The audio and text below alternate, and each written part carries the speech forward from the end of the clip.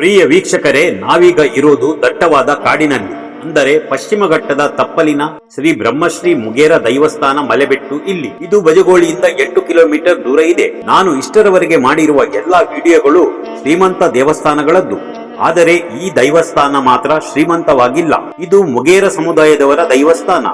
35 ವರ್ಷಗಳ ಹಿಂದೆ ಪ್ರತಿಷ್ಠಾಪನೆಯಾಗಿದ್ದು, ಅಂದು ಮೊದಲ ಕೋಲ ಜರುಗಿದೆ. ದಿವಂಗತ ತನಿಯ ಪೂಜಾರಿ ಮತ್ತು ದಿವಂಗತ ದೇಜು ಪೂಜಾರಿ ಇವರು 12 ಸೆಂಟ್ಸ್ ಜಾಗವನ್ನು ಈ ಮುಗೇರ ಕಲಕ್ಕೆ ದಾನವಾಗಿ ಕೊಟ್ಟಿರುತ್ತಾರೆ. ಎದುರುಗಡೆ ಬೆರ್ಮರ ಗುಡಿ ಇದೆ, ಹತ್ತಿರವೇ ಧರ್ಮರಸು ದೈವಗಳಿವೆ. ಒಳಗಡೆ ಮಾಂಕಾಳಿ, ಎಡ್ಮೂರ್ ದೈವಗಳು, ಅಲೇರ ಪಂಜುರ್ಲಿ ಇವೆ. ಇಲ್ಲಿಯೇ ಅಯ್ಯದ ಕಲ್ಲು ಇದೆ. ಇದು ಕೊರಗಜ್ಜನ ಗುಡಿ. ಇಲ್ಲಿ ಪ್ರತಿ ಸಂಕ್ರಮಣದಂದು ವಿಶೇಷ ಪೂಜೆ ಇರುತ್ತದೆ.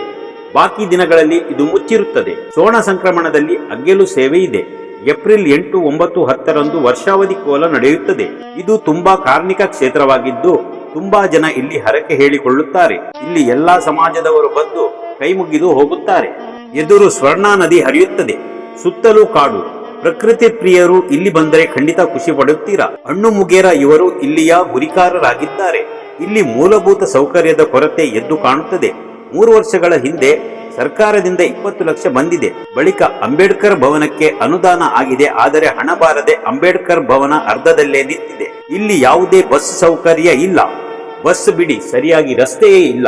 ಎಲ್ಲಾ ಗುಂಡಿ ಬಿದ್ದಿವೆ. ಹಿಮಾಲಯಕ್ಕೆ ಬಂದ ಹಾಗೆ ಆಗುತ್ತದೆ. ಇಲ್ಲಿ 99% ಮುಗೇರ ಸಮಾಜದವರೇ ವಾಸವಾಗಿದ್ದು ತುಂಬಾ ತೊಂದರೆ ಅನುಭವಿಸುತ್ತಿದ್ದಾರೆ. ಪಾಪ, ಇವರ ಕಡೆ ಯಾರೂ ಗಮನ ಕೊಟ್ಟಿಲ್ಲ.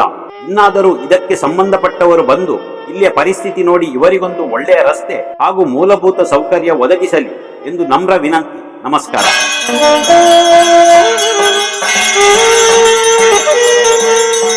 Thank you.